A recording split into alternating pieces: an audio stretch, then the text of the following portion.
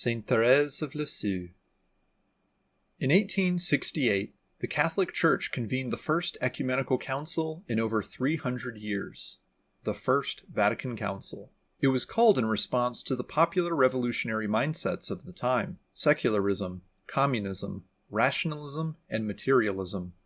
Unfortunately, due to the Franco-Prussian War of 1870-71, the council was cut short, leaving it with only 2 approved documents to be promulgated. The war itself would have lasting political implications for France, with the Paris Commune attempting to enact Marxism while at odds with the National Assembly, which was to enact the post-war treaty with Germany. Saint Therese of Lisieux was born in 1873 to the wealthy Martin family in France. Her mother Zélie and father Louis, though married, had originally planned on remaining celibate until their spiritual director advised them that a marriage requires intimacy. Heeding this counsel, they had 9 children, though unfortunately 4 died young. Therese had a very happy, sheltered early childhood, and as such was largely shielded from the turbulent political climate. However, she lost her mother at the age of 4.5. This resulted in much internal struggle as she began to do poorly at school, after which her father agreed that she would return home to be taught by Pauline, her sister. Some time after, Pauline decided to enter the Carmelite convent located in Lisieux. Once again losing her mother figure, Therese became deathly ill, suffering severe delusions and great fear, including hallucinations of long, shriveled fingers protruding from the walls, and of her father's hat morphing into a frightening shape. The doctors believed there was no cure for her condition. Her father initiated a novena to be prayed for her recovery. Near the end of the novena, during the most terrifying delusions of her entire illness, her sisters petitioned Mary for her to be healed. Therese herself prayed as well, and she saw the nearby statue of Our Lady smile at her.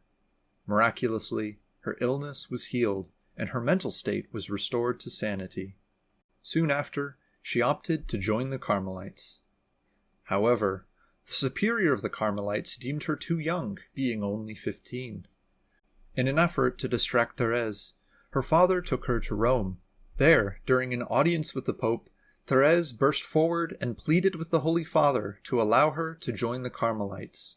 Though she was carried out by 2 guards for this outburst, the Pope gave his assent, and soon afterwards she was admitted to the order at the same convent as her sisters. It was also during this period that she began to formulate what became known as her little way, doing small acts with great love. No matter how small the deed, it can be done with love for God and offered to Him as a gift. Therese described the little way as an elevator. I wanted to find an elevator which would raise me to Jesus, for I am too small to climb the rough stairway of perfection.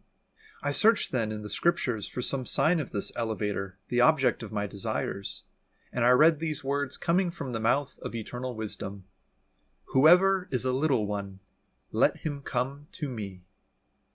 The elevator which must raise me to heaven is your arms, O Jesus, and for this I have no need to grow up, but rather I have to remain little and become this more and more.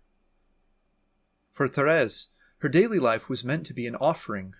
Rather than accomplishing great deeds on the world stage, she would simply rest in the arms of Jesus and let Him carry her day to day. This was not easy.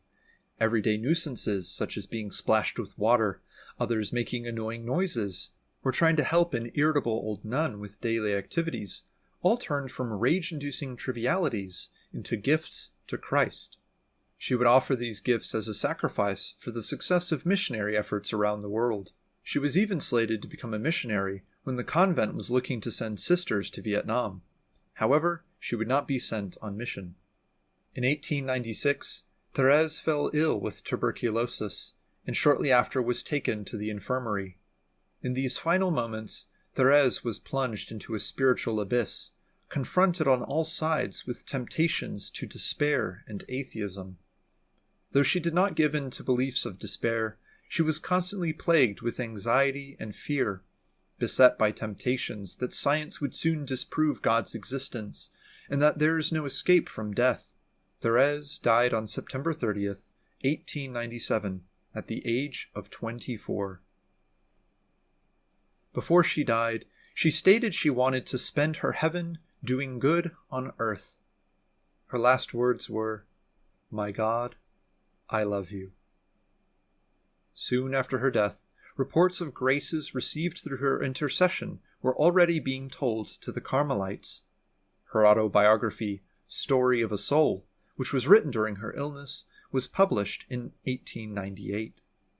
Therese of Lisieux was canonized on May 17, 1925, and in 1997 she was declared a Doctor of the Church for the profundity and depth of her writings. She is also the patron saint of flowers, for she herself is nicknamed the Little Flower, as she saw herself as simply a small flower in a field, unnoticed by most, but still radiating God's beauty. Saint Therese teaches us that we do not need to be the tallest flowers in the field, and that consistent small acts of love can build up to mean even more than the great ones. Saint Therese of Lisieux, pray for us.